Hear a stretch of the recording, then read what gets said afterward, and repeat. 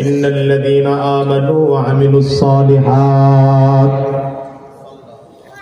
ইন্নাল্লাযীনা আমানু ওয়া আমিলুস সালিহাত لهم جنات تجري من تحتها الأنهار ذلك الفوز الكبير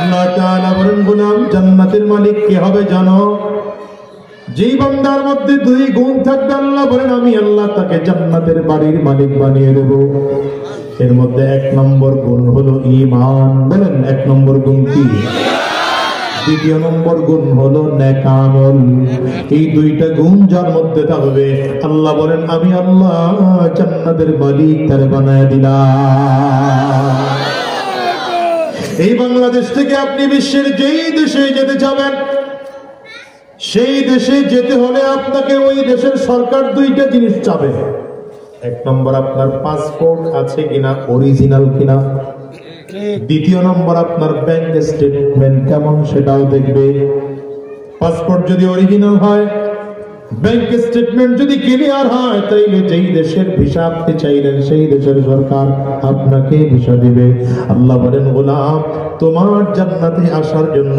এক নম্বর ঈমান নামের নির্ভেজাল পাসপোর্ট লাগবে দ্বিতীয় নম্বর নেক আমল নামের ব্যাংক স্টেটমেন্ট লাগবে দুটো ক্লিয়ার যদি করতে পারো গোলাম রে আমি আল্লাহ তোমার এই জান্নাতের মালিক বানিয়ে দিলাম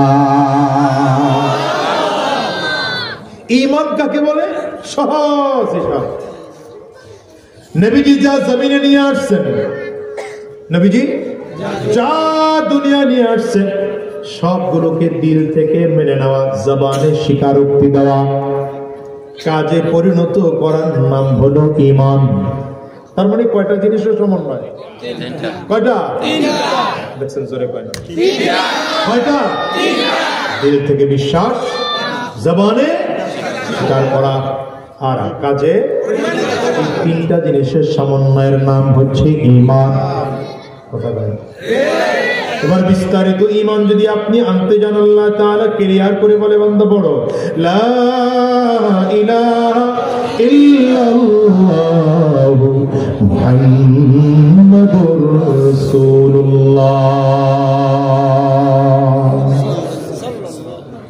স্বীকার করো আল্লাহ ব্যতীত মাবুদ নাই মুহাম্মাদুর রাসূলুল্লাহ সাল্লাল্লাহু আলাইহি ওয়াসাল্লাম আল্লাহ পাকের প্রেরিত বান্দা এবং রাসূল কথা বলেন এবার যদি আরো বিস্তারিত ঈমান আনতে যাও তো আল্লাহ বলেন ক্লিয়ার করে ঈমান পরিষ্কার করো আমানতু বিল্লাহ ওয়া মালাইকাতি ওয়া কুতুবি ওয়া রুসুলি ওয়াল ইয়াউমিল আখির ওয়াল কদরি খাইরি ওয়া শাররিহি মিনাল্লাহি তাআলা ওয়াল বা'সি বা'দাল মাউত সাতটা বিষয় বিস্তারিত করে মেনে নেওয়ার নাম হচ্ছে ঈমান কয়টা বিষয় মেনে নেওয়ার নাম ঈমান আরো জোরে বলেন কয় বিষয় মেনে নেওয়ার নাম ঈমান এক নম্বর আল্লাহর উপরে ঈমান আল্লাহ দ্বিতীয় নম্বর আল্লাহ পাকের ফেরেশতাদের উপরে ঈমান আল্লাহ তিন নম্বর আল্লাহ পাকের কিতাব সমূহের উপরে ঈমান আল্লাহ চার নম্বর নবীদের উপরে ঈমান আল্লাহ পাঁচ নম্বর আখিরাত দিবসের উপরে ঈমান আল্লাহ ছয় নম্বর তাকদীরের ভালো মন্দের উপর ঈমান আল্লাহ সাত নম্বর মৃত্যুর উপরে আবার ওঠানো হবে এই জিনিসের উপরে ঈমান আল্লাহ এবার ঈমানটাকে যদি ছিদ্র করতে পারি ঈমানটাকে যদি নির্ভেজাল করতে পারি ঈমানটাকে যদি শিরিক মুক্ত করতে পারি ঈমানটাকে যদি বিদআত মুক্ত করতে পারি তাহলে যত আমল করব সব আমলগুলো ঈমানের খারইয়ের মধ্যে জমা হবে মাছ ধরতে যায় আমাদের দেশে আছে না এমন কিছু মাছ ধরতে গেলে 2-4 ঘন্টা ধরে বুড়িগঙ্গা নদীর মধ্যে মাছ ধরলেন কিন্তু যে পাত্রটা নিয়ে গেলেন পাত্রটা ছিদ্র মাছ ঢুকবে থাকবে কথা বলে না নদীর পরে পানি আনতে গেলেন অনেক বড় কলস নিয়ে গেলেন অথবা বাসার উপরে টাঙ্কি বানাইলেন মোটর দিয়ে 4-5 ঘন্টা ধরে পানি উঠাইতেছেন কিন্তু টাঙ্কির নিচে একটা ছিদ্র আছে খেয়াল করেন নাই বন্ধ করেন নাই কতক্ষণ থাকতে পারে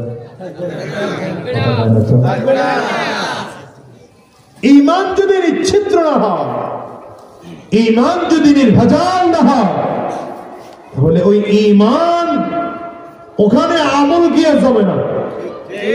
মানে আমল গিয়া এক নম্বর তো ঈমান লাগবে নিশ্চিদ্র, নির্ভেজাল, যে ঈমানের মধ্যে কোনো ভেজাল থাকতে পারবে না। ঈমানের মধ্যে কি থাকতে পারবে না?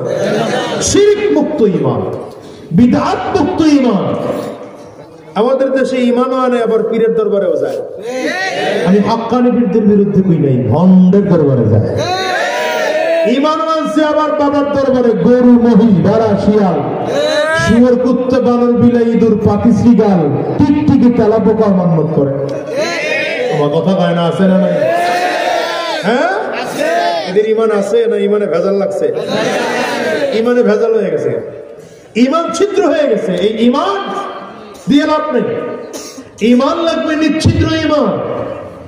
এই ঈমানটা নিচ্ছিদ্র হওয়ার পরে দ্বিতীয় নম্বর কাজ নেক আমল। নেক আমল কাকে বলে সহজ বুঝেন।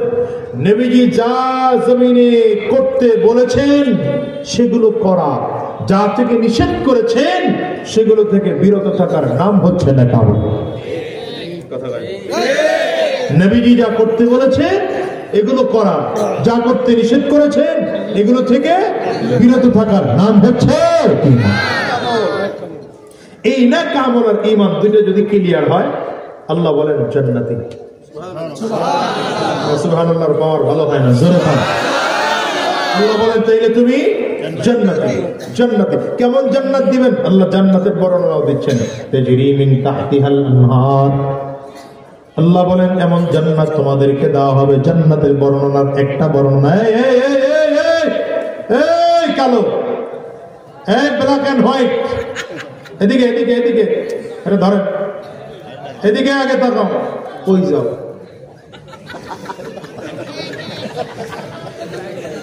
কেউ উঠে না, উনি উঠে আনা শুরু করছে। এরকম ডায়াবেটিক্স এর রোগী আরো আছেন নাকি? সাবধান, এই কেমন কেউ করেন না। আমি ভালো লাগছে এটা যে আইসা বসতেছেন, একজন উঠবেন ওইটা বাঁচবেন, একজন উঠবেন, ঘাড় নাড়াবেন না, ঠিক আছে? যদি কারো ঘুম আসে আমার দিকে তাকায় ঘুমাইবেন, কথা বলেন। নেক আমল এই দুইটা করলে আল্লাহ তাআলা এমন জান্নাত দিবেন যেই জান্নাতের নিচ দিয়ে 4টা নদী বয়ে যাবে। এক নম্বর নদী মধুর নদী, হয় না? সুবহানাল্লাহ। দ্বিতীয় নম্বর শরাবের নদী। 3 নম্বর মিষ্টি পানির নদী।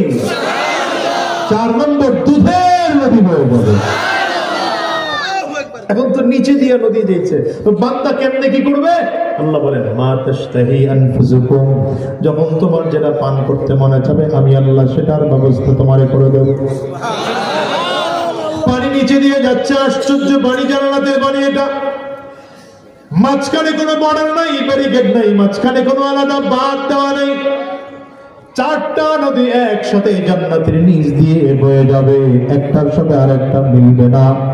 বান্দা যদি চায় আমি এখন দুধ পান করব, দুধের নদীটা বান্দার কিনারায় চলে আসবে। যদি চায় বান্দা এখন মধু পান করব, জান্নাতের মধুর নদীটা বান্দার কিনারায় চলে আসবে। এই বান্দা যখন তোমার যেটা করতে মনে চাবে, মা তাশতাহি আনফুসুকুম, যখন যা করতে মনে চাবে বান্দা তাই করতে পারবা। এজন্য আজকের মাহফিলের প্রথম প্রতিজ্ঞা হোক আমরা জান্নাতি হতে চাই। দেখি কারা কারা চাই? মাশাআল্লাহ, কারা কারা চাই? জান্নাতি হতে চাই তো ইনশাআল্লাহ। জাহান্নামী হতে চাই না। জাহান্নামী দেখেন, ছোট্ট হাদিস মনে পড়ে গেছে, বুঝলা ফেলে কি কম। জান্নাতে যদি স্বামীও জান্নাতি হয়, স্ত্রীও যদি জান্নাতি হয়, দুইজন যদি জান্নাতি হয়, তাহলে আল্লাহ তাআলা এই দুইজনের একটা সারপ্রাইজ দিবেন। আরো জোরে কোন না?